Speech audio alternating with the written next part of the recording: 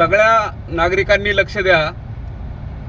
सध्या गॅसच्या वितरणात थोडा तुटवडा येत असल्यामुळे सर्वांना लाईनला उभं राहावं लागत आहे आणि नवीन सिस्टमनुसार OTP आल्यानंतरच आपल्याला नवीन गॅसची डिलिव्हरी दिली जात आहे।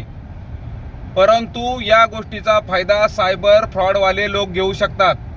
आपल्याला कुठल्या तरी अननोन नंबरवरून APK फाईल पाठवतात, त्यावर ती गॅसची किंवा महानगर गॅसची, HP गॅस किंवा भारत गॅसची असल्याचे दाखवले जाते।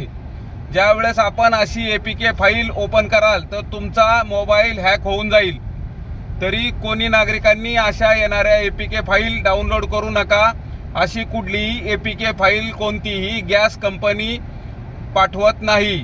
आपण स्वतः जाऊन गॅसच्या ठिकाणी बुकिंग करून OTP आपल्या रजिस्टर्ड मोबाईल नंबरवर साध्या SMS द्वारे येईल। तरी कोणीही नागरिकांनी APK फाईल डाउनलोड करू नका।